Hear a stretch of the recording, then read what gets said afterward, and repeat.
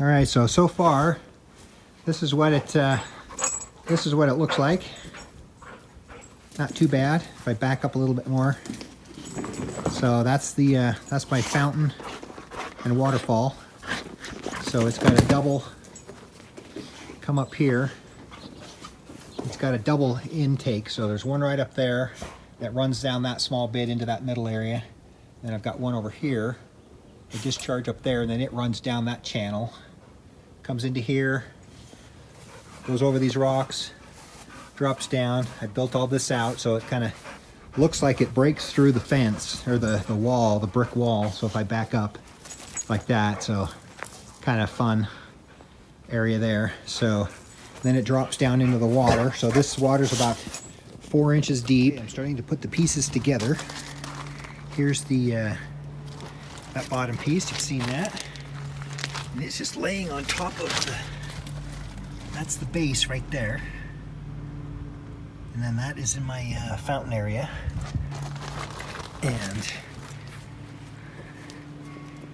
underneath the base, or on top of this, it's this piece. It's got the hole here and a hole from the other side, right there. And then this piece here sits on top of it right here, and it's got a hole down the middle. And this is the top dish. It had a hole down the middle, and I've now run 1/2 inch vinyl tubing. I've sealed it off right here with some sealing that stays flexible. So that takes a couple days to dry. So that pipe then runs down the middle of that, out there, and then I've got it running up and going down this pipe here. And I've designed this. Originally, this fountain, the pump would end up in this area, and then this would be full of water, and then the pump would pump the water through the tube, up here, and then up through. You can see here's the top of the statue right here. So a little boy, but that pipe here is running up down the middle, and then it comes out right here. And so it's supposed to, you know, drain water down there, and then this pipe fits inside of this 1/2 inch here. So it slides down in there. And so that once that piece is up on top, that statue sits about 5 feet high, about 5 feet in the air. So overall, it's going to look kind of neat against the backdrop of my waterfall and the pondless waterfall. But getting back to this, so what I wanted to do is I didn't want to have to worry about constantly filling this up with water. So I basically wanted to turn it into a basin, which is fine, but the water I wanted to pull from down in the fountain itself, or sorry, my pond itself. So what I've done is I've actually installed, that right there is the pump. And that pump, now, there's the discharge of the pump. It's gonna hook into the pipe that's coming down right here, and then that will plug into that pump, and it'll pull the water now from the fountain, and what I've done, sorry, from the pond. And then I've got this pump. It's a special pump that has an auto valve, an automatic turn on when it's submerged underwater, and then as soon as the water drains, it automatically shuts itself off. So that's nice, because now when my pond is full of water, that pump turns on, and sure enough, water will be coming up and flowing through the fountain and dripping down on here. This upper area will fill up with water, and then the water will drain off the edge here through all the little crevices, and then drip it down into the lower bin. I drilled this hole into the fountain, into the base of the fountain. I drilled this hole and put this in here. This is just a PVC pipe that I painted the same color as this, and sealed it with the blue sealer paint, the waterproofing. And this is all sealed around here, just with waterproofing seal, all under here. But this pipe is slightly narrower. See, it's shorter than the wall of this. So the water will fill up here, and then I made it large enough so the water will flow over the edge and go back down and end up in my fountain, in the pond down below. So this will, once it gets going, once the fountain gets going, it will stay full all the time because it's pulling water from the fountain, from the pond, geez. This kit, this pond kit that I bought, that one right there, also comes with a light. So I went ahead and just ran the wire up for the light up through here. And it's not a very long wire, it's only 2 feet. So I figured I'm gonna put this here. I'm probably gonna let the light shine down like that, or even so it's even lower, because I want all the water in this lower bin to be lit, a nice glowing color. I didn't necessarily want it to shine up on the underneath here. I could, but we'll just see how it plays out. So this is a submersible light, so it can stay underneath the water. So that's the system right now, and I've just got that plumbed, and that's piped over, and all my lines run over with the rest of my lighting. And they just all run over here, behind here, so behind this rock. And then I've got them all plugged in here. Once I get this done, I'll close this off and have this closed up. But I created a small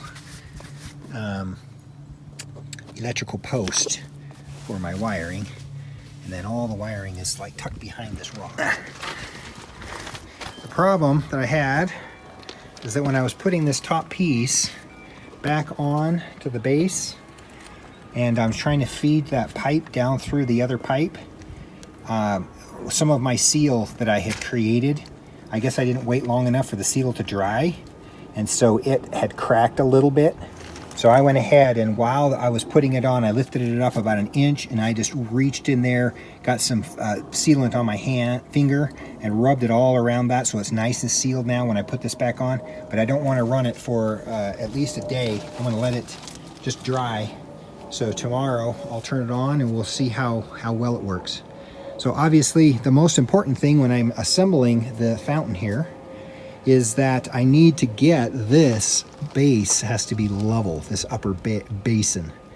If it's not level, the water won't flow over the edge and down these little crevices evenly. It'll flow more on one side or the other. So I've leveled it as best I could from the base itself, from the base, but I can, if I have to, right here between the two, I can go in there and I can shim this up, and I can put small little plastic shims if I need to get the top, the exact level that I want. It's close enough now, it's very close now, just with no shims at all. So I did it that way, and then I can just it wiggles a little bit, and so I can get under there and shim it up if I need to. But tomorrow I'll give it a whirl and we'll see how well it works. And in my overall setup. Okay, so we've got the fountain restored. It's looking good. We've got it assembled. So now comes the fun part. We've got to size the pump that actually goes in the bottom of the fountain. For me, at least, that's the fun part. Being an engineer, I like to do the calculations and figure that stuff out. So, all right, so we need to determine how much volume of water that we need to, produce from this pump. So, engineer like me, I have an idea of how much 1 gallon per minute is, or 50 gallons a minute, or 200 gallons per hour. Those make sense to me. But for the non-engineer, you might not understand or grasp how much water we're talking about. So I thought we would do a little bit of a little experiment to understand where we're at. So come on over here. I've poured out 2 quarts, which is half a gallon. So if I pour half a gallon of water over a 30-second time frame, that is the equivalent to 1 gallon per minute. And so that'll give us an idea of how much 1 gallon per minute of water flow is. So let's go ahead. I got a timer here set at, I got a timer here set at 30 seconds. And I'll just try to pour this consistently over the next 30 seconds. So here we go. Let's get that started. And I'll start pouring. So that flow right there is about what I need for my pond, I'm imagining. Or sorry, for my fountain. Because it's not one of those fountains that shoot water up in the air or has a big thing. It's basically just a simple flow of water coming out the top and then flowing down and cascading into a couple of basins. So trying to stay as consistent as I can.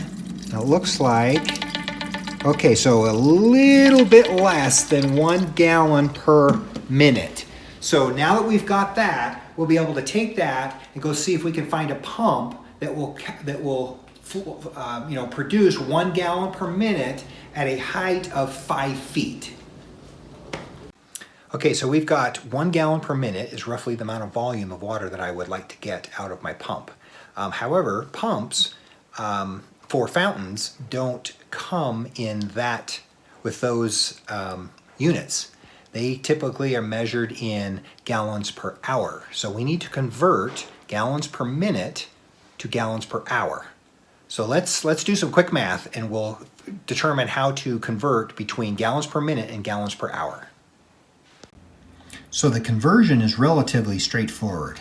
So if you have 1 gallon per minute and you want to convert that to gallons per hour, you basically multiply it. You got gallons on the top, minutes on the bottom, and we want, how many minutes are in an hour? So you've got 60 minutes in 1 hour, so per hour. And then the minutes, the units cancel here, and you're left over with 1 times 60, which is 60. And then you have gallons per, and then what's left on the bottom? Hour. So 1 gallon per minute is equal to 60 gallons per hour. So that is what I'm looking for, a pump that roughly will give me 60 gallons per hour at a height of 5 to 6 feet. So that's where I'm going. So now let's do a quick, your situation is probably not the same as mine. So let's use that same method to calculate something else. Let's say you have a lot more flow than I did, that you want more like 8 gallons per minute. Well, what does that equal in gallons per hour? So if we had 8 gallons per minute, and then we just basically do the same thing, we have 60 minutes per hour, right? And then the minutes cancel out. And 8 times 60 is what? 480 gallons per, what's the units on the bottom? Per hour. So 8 gallons per minute is equal to 480 gallons per hour.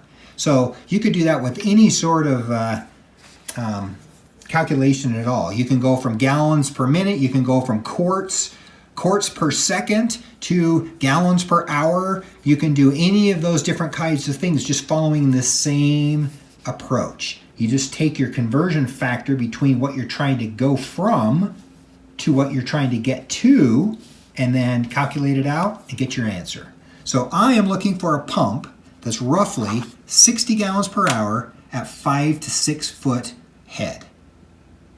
The pump, not only does it have to pump the volume of water that I want, you also have to take in consideration the height of your pump, because the pump has to overcome gravity, what is called water head.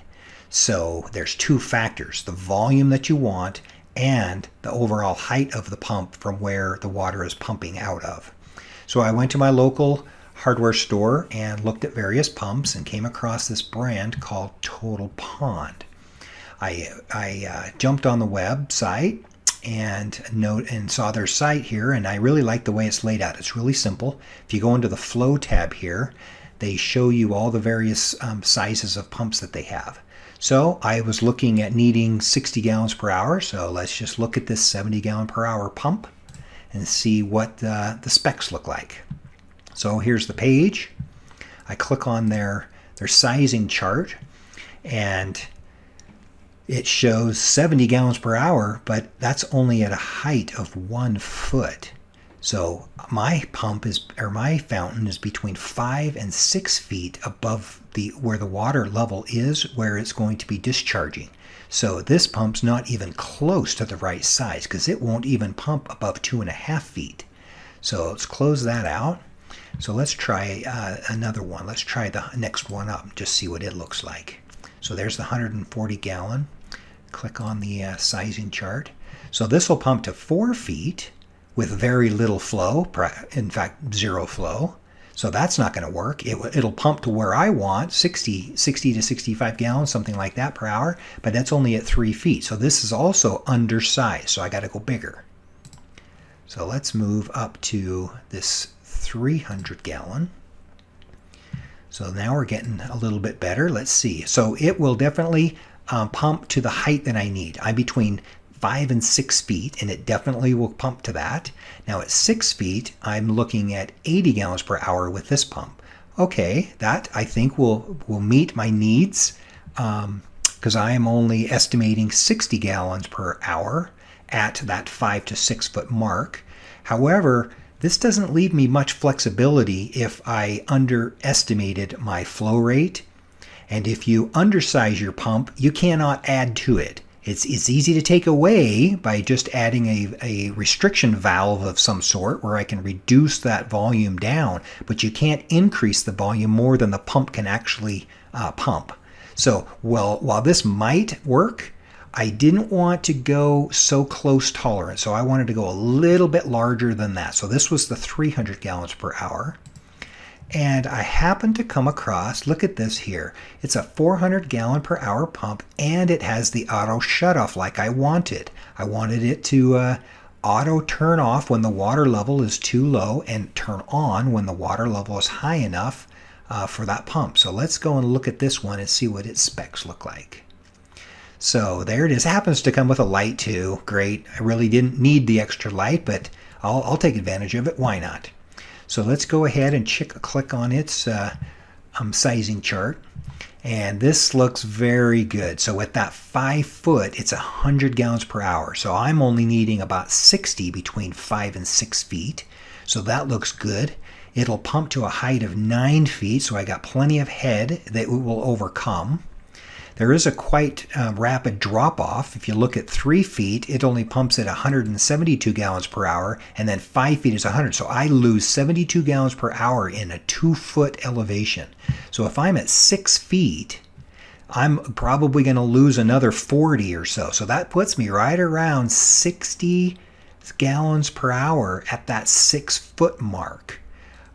But I am between 5 and 6 feet, so I think this pump is going to be fine. It's got plenty of head that it can overcome here with this 9.4 foot or height. So I think this is the pump that I am going to get. And that was the 400 gallon per hour fountain pump, and it happens to have the auto shut off like I was looking for. All right, I've got everything hooked up. I've got all the plumbing hooked up. I've got the pump, the fountain turned on. Here comes the water flowing down.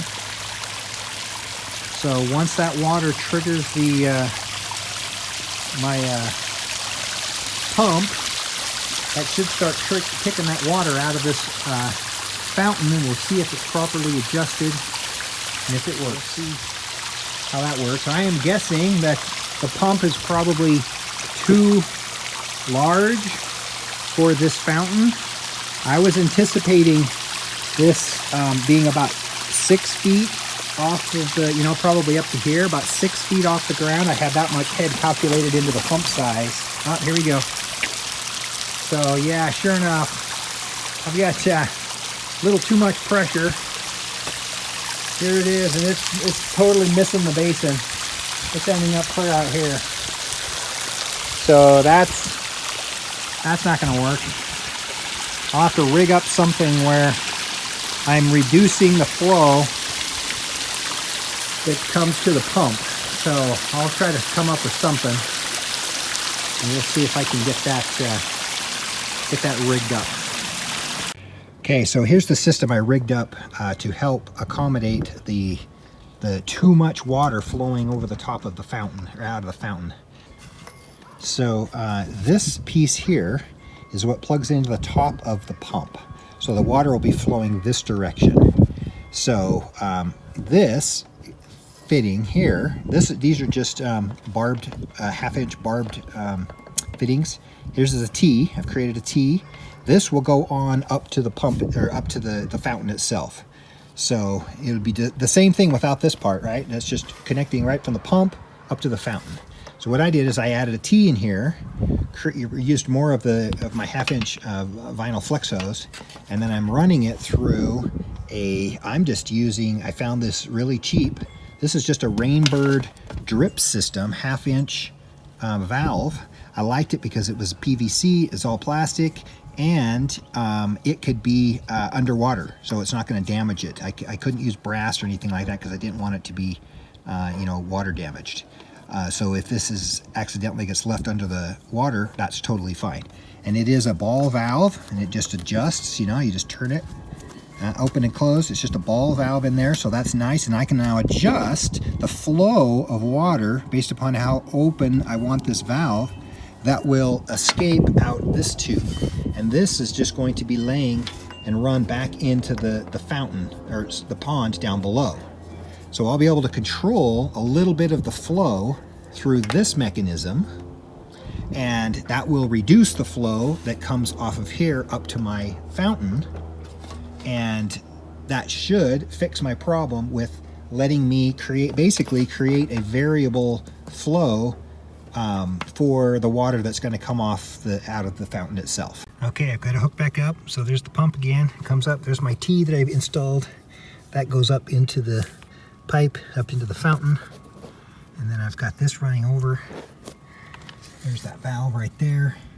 And then I've just got it running. That pipe runs down just underneath a little bit of rock right there, and then just discharges back into the fountain, or the pond, sorry.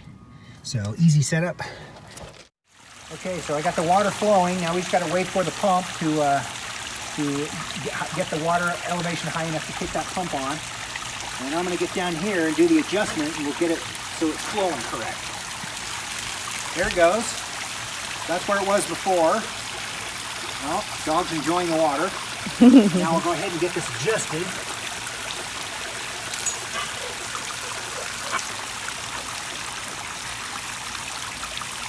Looks like I got to keep going. It is changing though, so that's good.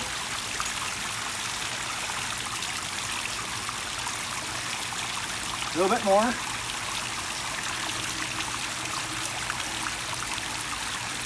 I think I want a little bit more.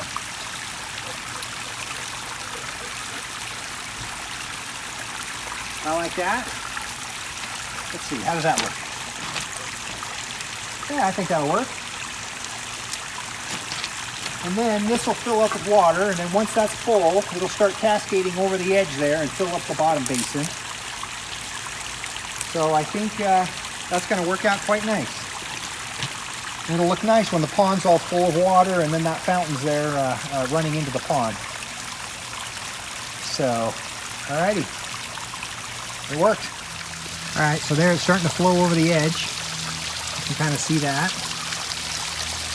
Filling up the basin down there.